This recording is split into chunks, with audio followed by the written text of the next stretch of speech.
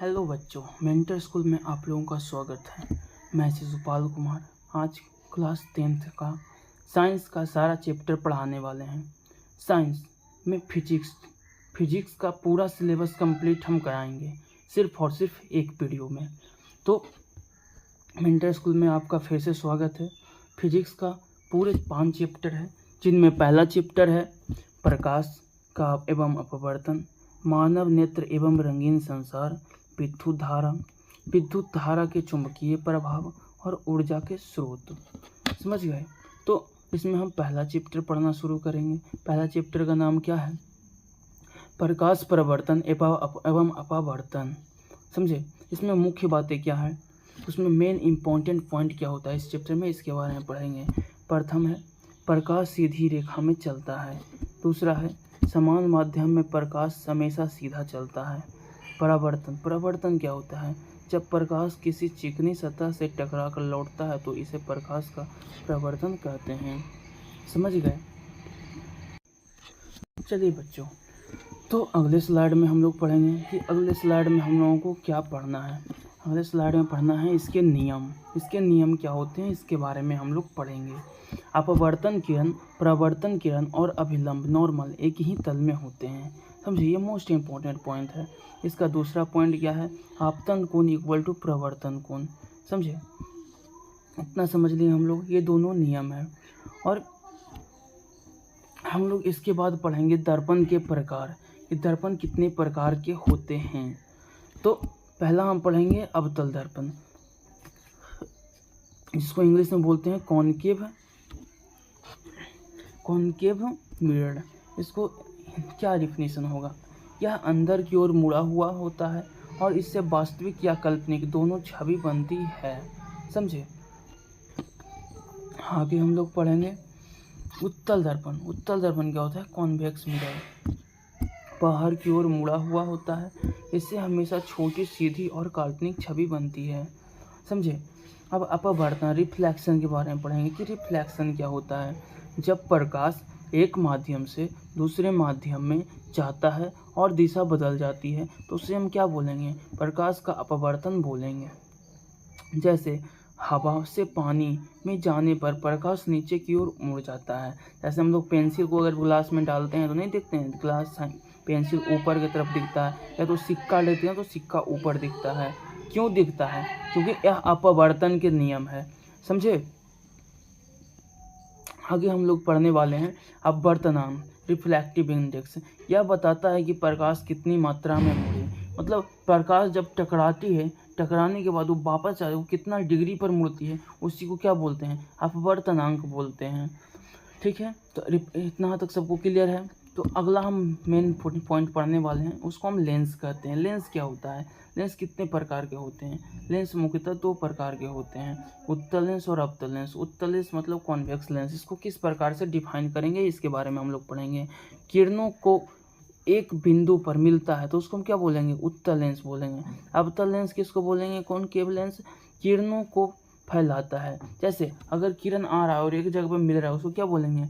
Convex lens. और जो फैला रहा है, जैसे टॉर्च, वहाँ से लाइट छोटा सा निकलता है, फैलता पूरा में, उसको बोलेंगे कॉनकेव लेंस। समझे? आगे हम लोग पूर्ण आंतरिक परिवर्तन।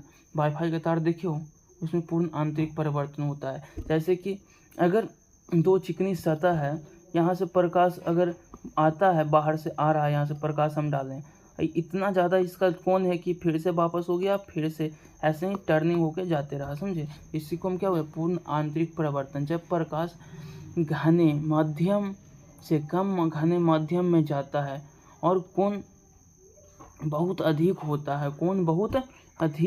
है, समझे? कोण बहुत अधिक होता है, तब प्रकाश वापस लौट जाता है, मतलब वापस लौट जाता है। इसी को हम क्या बोलेंगे? पूर्ण आंतरिक परिवर्तन बोलेंगे। आगे विभेदन, डिस्पर्सन, ये क्या होता है? सफ़ेद प्रकाश इसके 7 रंगों में बांटना। जैसे प्रिज्म में अगर 7 भागों में बांट रहा है, एक सफ़ेद प्रकाश नॉर्मल प्रकाश है, उसको अगर 7 भागों में बांटा जा रहा है, उसको हम क्या बोलेंगे? विभेदन बोलेंगे। जैसे स्केल से आप लोग बचपन में देखे होंगे, जैसे 7 कलर का दिखता है, तो वो क्या होता है? प्रकाश का विभेदन होता है, या विभेदन उसको कहते हैं। विकिरण, छोटे कणों द्वारा प्रकाश का बिखरना। समझ गए? विकिरण क्या होता है? कोई विशेष रंग को बहुत ही ज़्यादा प्रभावी बना देना, समझे, छोटे छोटे कणों द्वारा प्रकाश के विशेष रंग को प्रभावित बनाना। जैसे आकाश का रंग नीला, आकाश का रंग नीला क्यों होता है? बादलों के कारण नहीं, वहाँ प्रकाश के विकिरणन होता है। समझा? आज आगे से क्वेश्चन पूछ सकता है कि आकाश का रंग पीला क्यों होता है? तो प्रकाश के विकिरणन के कारण। आगे हम लोग पढ़ेंगे लाल सूर्यास्त इसी से दिखता है। लाल सूर्य जब डूबने लगता है तब भी आसमान लाल दिखता है, क्यों? ये भी प्रकाश के विकिरणन के ही कारण है। चलिए, तो हम चैप्टर 2 आगे पढ़ने वाले हैं। चैप्टर 1 हम लोग कंप्लीट कर दिए, तो चैप्टर 2 क्या है? मानव नेत्र और रंगीन संसार। मानव नेत्र और रंगीन संसार के बारे में हम लोग इस बार पढ़ने वाले हैं। मानव नेत्र की संरचना, यह क्या होता है? मानव नेत्र किस किस चीज़ से मिलकर बना होता है? पहला कॉर्निया, पुतली, लेंस, रेटिना, आई पुतली, आइरिस इत्यादि, इन सब भागों से मिलकर मानव नेत्र बना होता है। समझे? आगे हम लोग पढ़ने वाले हैं लेंस का काम। लेंस का क्या काम होता है? प्रकाश को रेटिना पर केंद्रित करना। इसी क्या काम होता है? लेंस का काम होता है, आँख में लगे लेंस का। अब लेंस में आँख में बहुत सारा समस्या होता है। कोई कोई बच्चा से देखने में जिसको दिक्कत हो जाता है, किसी को चोट लगने से दिक्कत होता है, कोई बुढ़ापा में नहीं देख पाता। वो कौन कौन से दोष हैं उनके बारे में हम लोग पढ़ेंगे। डिफेक्ट, उनका प्रॉब्लम आँख में क्या होता है। पहला होता है निकट दृष्टि दोष, जिसको अंग्रेजी में मायोपिया भी कहते हैं। इसमें निकट में क्या होता है? दूर की वस्तुएं नहीं साफ दिखती है, और इसका उपचार क्या होता है? अवतल लेंस। अवतल लेंस का चश्मा दे दीजिए, जिनको निकट दृष्टि दोष है। समझे? और दूर दृष्टि दोष को अंग्रेजी में बोलते हैं, इंग्लिश में बोलते हैं हाइपरमेटोपिया। समझे? पास की वस्तुएं इसको धुंधली दिखती है, इनको पास की वस्तुएं धुंधली दिखती है। दूर दृष्टि दोष में पास की वस्तुएं धुंधली दिखती है, और इसका इलाज क्या है? उत्तल लेंस का चश्मा दीजिए है। और एक है बुढ़ापे का दोष, जिसको पासोरपिया कहते हैं। उनका उम्र बढ़ने के कारण आँख का जब लेंस कठोर हो जाता है, समझ गए, तब वो प्रोपरस्पिया होता है। आगे हम लोग पढ़ने वाले हैं विभेदन। विभेदन क्या होता है? प्रिज्म से सफ़ेद प्रकाश 7 रंगों में बट जाता है। लाल रंगी, पीला, हला, नीला और जामुनी। सतरंगा देखो, वो इंद्रधनुष, वही उसको भी वो क्या बोलते हैं? विभेदन। जब प्रिज्म में प्रकाश डाला जाता है तब भी वही सतरंगा की तरह बट जाता है। मतलब क्या उसको बोलते हैं? इंद्रधनुष। इंद्रधनुष की तरह बट जाता है, उसे हम क्या बोलेंगे? विभेदन बोलेंगे, प्रकाश का विभेदन। आगे हम लोग पढ़ने वाले हैं स्कैटरिंग। स्कैटरिंग क्या होता है? छोटे कण नीले रंग से ज़्यादा बिखरते हैं। समझिएगा, छोटे छोटे कण होता है, नीले रंग से ज़्यादा बिखरते हैं। जैसे अगर छोटा छोटा प्रकाश की बूंदें हैं आसमान में, उसमें नीला रंग पड़ा, वहाँ पर ज़्यादा बिखरा, जिसके कारण आसमान नीला हो जाता है। इसी को हम क्या बोलेंगे? स्कैटरिंग बोल रहे हैं। सूर्यास्त के समय भी वही होता है। आगे हम लोग पढ़ते हैं।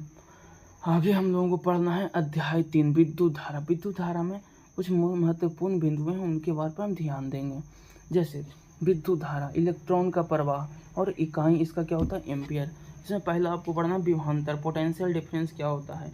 वह धक्का जिससे धारा चलती है, क्या होता है? विभवांतर होता है। हम सिंपल वर्ड में, वह धक्का, वह पावर जिससे, वह बल जिसके द्वारा धारा चलती है, current flow, the power which current flow is called potential difference. समझ रहे हो?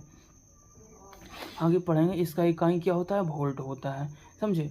अब आगे हम लोगों को पॉइंट में पढ़ना है ओम का नियम। ओम का नियम क्या होता है? V बराबर IR। मतलब जहाँ V वोल्टेज होता है और I धारा होता है और R प्रतिरोध होता है। समझ गए? इसका उपयोग हम लोग ओम के नियम, इसको हम क्या कहते हैं? ओम का नियम कहते हैं। आगे प्रतिरोध, रेजिस्टेंस, किसी पदार्थ द्वारा धारा प्रवाह में बाधा। मतलब अगर करंट फ्लो में कोई प्रॉब्लम आ रहा है, उसी को हम क्या बोलेंगे? रेजिस्टेंस बोलेंगे। और इसमें एक एग्जांपल है कि ज़्यादा लंबाई होगा तो अधिक प्रतिरोध होगा, मतलब प्रॉब्लम ज़्यादा आएगा। आगे हम लोग को ना श्रृंखला और समांतर संयोजन। श्रृंखला, सीरीज क्या होता है? धारा समान वोल्टेज से विभाजित होती है, इसको हम क्या बोलते हैं? श्रृंखला बोलते हैं, सीरीज बोलते हैं। समांतर क्या होता है? वोल्टेज समान धारा से विभाजित, इसको क्या बोलेंगे? इसको समांतर बोलेंगे। समझ गए? समान वोल्टेज विभाजित। इसमें देखिएगा, बस इसमें 2 ही अंतर होगा। भैया ये क्या पढ़ा है? दोनों तो सेम में लग रहा है। नहीं, धारा जब समान वोल्टेज से विभाजित होता है उसको बोलते श्रृंखला बोलते हैं। अब वोल्टेज जब समान और धारा विभाजित होता है तो उसको हम क्या बोलेंगे? उसको हम समांतर बोलेंगे। मतलब धारा समान और वोल्टेज विभाजित। जब वोल्टेज विभाजित हो रहा है तो श्रृंखला, और वोल्टेज समान है और धारा विभाजित हो रहा है तो उसको क्या बोलेंगे? समांतर बोलेंगे। समझ गए? अब विद्युत शक्ति, पावर। विद्युत शक्ति क्या होता है? हम लोग पढ़ते हैं 1 यूनिट 2 यूनिट, समझे, उसको किलोवाट आवर के भी कहते हैं, किलोवाट, समझे। तो वही होता है विद्युत शक्ति।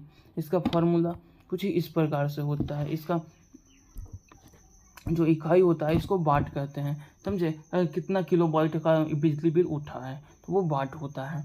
आगे पढ़ेंगे ऊष्मा का प्रभाव, हीटिंग इफेक्ट। हीटिंग इफेक्ट क्या होता है?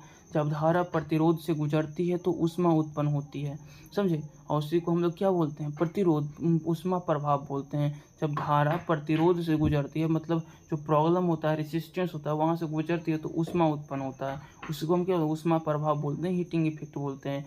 एच बराबर आई स्क्वायर आर टी, पढ़े होंगे आप लोग। H equal to I square R T, पढ़े हैं ना। आगे हम लोग पढ़ेंगे अध्याय 4 में विद्युत धारा के चुंबकीय प्रभाव के बारे में कि वो क्या होता है। इसमें हम लोग मुख्य बातें पढ़ेंगे। चुंबकीय क्षेत्र, मैग्नेटिक फील्ड, ये क्या होता है? इसे चुंबक या धारा के चारों ओर बल का क्षेत्र, उसी को बोलते हैं चुंबकीय क्षेत्र बोलते हैं। धारा से चुंबकीय क्षेत्र क्या होता है? जब किसी तार में धारा बहती है तो उसके चारों ओर चुंबकीय क्षेत्र बनता है। कहते हैं ना कि बहुत ही जब तगड़ा करंट रहता है, कहता है 11,000 के पास मत जाइए, यूँ ही चलेगा। इसका क्या मतलब होता है कि जब धारा तार से धारा प्रवाह करती तो उसके चारों ओर चुंबकीय क्षेत्र उत्पन्न हो जाता है, तब ना खींच लेगा। किसी चुंबक द्वारा धारा के चारों ओर बल का क्षेत्र, उसको क्या बोलते हैं? चुंबकीय क्षेत्र बोलते हैं, समझ गए। आगे दिशा जानने के लिए दाहिने हाथ का अंगूठा, दिशा जानने के लिए कि किस तरफ किस चीज़ का दिशा चारों ओर चुंबकीय क्षेत्र बना। दिशा जानने के लिए हम क्या करेंगे? दाहिना हाथ ये है, इसके दाहिने हाथ के अंगूठा के नियम, मतलब राइट हैंड थंब रूल, इसके बारे में आप लोग पढ़े होंगे। ऐसे इसको किया जाता है, समझे। इसमें आपको डिसीजन बताता है, ये ऊपर जाता है इधर, ऐसे नहीं होता, कुछ इस प्रकार से रहता है। राइट थंब रूल, इसके बारे में आप लोग अगली कक्षाएं पढ़िएगा 11th में, समझे। चुंबकीय क्षेत्र क्या होता है? उत्तर ध्रुव से दक्षिण ध्रुव की ओर चुंबकीय क्षेत्र का होता है। ये चुंबकीय क्षेत्र कैसे लगता है? उत्तरी ध्रुव से दक्षिण ध्रुव की, उत्तर दिशा से दक्षिण दिशा की ओर। विद्युत मोटर, अब विद्युत मोटर के बारे में हम लोग पढ़ने वाले हैं। विद्युत ऊर्जा को यांत्रिक ऊर्जा में बदलती है, इसको क्या बोलते हैं? विद्युत मोटर कहते हैं। विद्युत जनरेटर क्या होता है? जनरेटर के बारे में तो आप सब लोग सुने, जो शादी में आता है। तो जनरेटर क्या होता है? जनरेटर यांत्रिक ऊर्जा को विद्युत ऊर्जा में बदलता है। जब जनरेटर चलाते हैं तो लाइन बदलता है, समझे।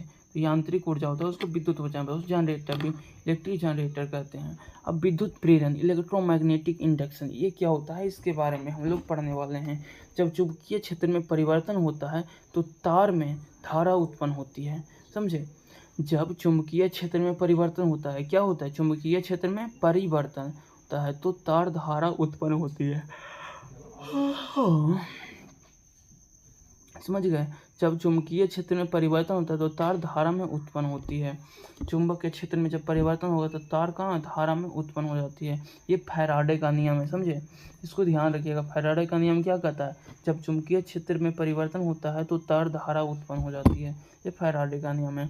अब फ्लेमिंग नियम क्या होता है? बाएं हाथ का नियम, लेफ्ट हैंड रूल, किसके लिए? मोटर के लिए। लेफ्ट हैंड रूल के बारे में हम लोग पढ़ेंगे। और एक है दाएं हैंड का नियम, ये दाएं हाथ और बाएं हाथ का नियम हम किसको? फ्लेमिंग के नियम कहते हैं, समझे। आगे हम लोग पढ़ेंगे पाँचवा में नाम क्या है? ऊर्जा के स्रोत। इसमें मुख्य बातें क्या है? मुख्य बातें हम लोग पढ़ेंगे। मुख्य बातें हैं जिसमें हमें ऊर्जा मिलती है। ऊर्जा का स्रोत, ऊर्जा का स्रोत क्या है? जिस चीज़ से हमें ऊर्जा मिलती है वो ऊर्जा का स्रोत हो जाता है। पारंपरिक ऊर्जा स्रोत, पारंपरिक ऊर्जा स्रोत मतलब क्या होता है? जैसे कोयला, पेट्रोलियम, जल विद्युत, बायो मास इत्यादि। जैसे हम लोग पेट्रोल से गाड़ी चलाते हैं, वहाँ से ऊर्जा मिलता है तब ना। हाँ, तो आगे हम लोग पढ़ेंगे। और क्या इसमें पढ़ना है? अपरंपरागत ऊर्जा स्रोत, जिससे हमें अपरंपरागत, जैसे सौर ऊर्जा, पवन ऊर्जा, भूतापीय ऊर्जा, ज्वारीय ऊर्जा, जो कि अपरंपरागत सोर्स है, समझे। ऊर्जा का संरक्षण, ये ध्यान रखिएगा, ये क्वेश्चन हमेशा आ जाता है। ऊर्जा के संरक्षण से एनर्जी कन्वर्सेशन है, सॉरी, एनर्जी कन्वर्सेशन। ऊर्जा सीमित है, इसीलिए इसका सोच समझकर उपयोग करना चाहिए। पर्यावरण पर इसका क्या प्रभाव पड़ता है, इसके बारे में हम लोग पढ़ेंगे। पारंपरिक ऊर्जा स्रोत प्रदूषण फैलते हैं, इसीलिए अच्छे स्रोत का प्रयोग बढ़ाना चाहिए। जो कि ख़त्म नहीं होता, उन ऊर्जा स्रोतों का उपयोग बढ़ाना चाहिए। समझे। पारंपरिक ऊर्जा स्रोत किसको कहते हैं? वैसा स्रोत जो खत्म हो जाता है उसको पारंपरिक ऊर्जा स्रोत। नवीकरणीय और अनवीकरणीय संसाधन, इसके बारे में लोग पढ़े होंगे। उसी को यहाँ पे स्रोत बोला गया है कि जो ऊर्जा खत्म हो जाता है वो परंपरागत, जो नहीं खत्म होता अपरंपरागत। समझे। इसमें महत्वपूर्ण सुझाव, एक चैप्टर जो आप पूरा हम रिवीजन करा दिए वो आपको एग्जाम में कैसे हेल्प करेगा, उसके लिए कुछ हम टिप्स दे रहे हैं, कुछ हम टिप्स लिखे हैं, उसके बारे में बताइए। प्रत्येक अध्याय को मुख्य सूत्र को याद कीजिएगा जो ये बताया गया, और डायग्राम होगा बुक में, उसको आप अभ्यास कीजिएगा। समझे। आगे आप प्रत्येक अध्याय के मुख्य सूत्र याद करिए। समझे।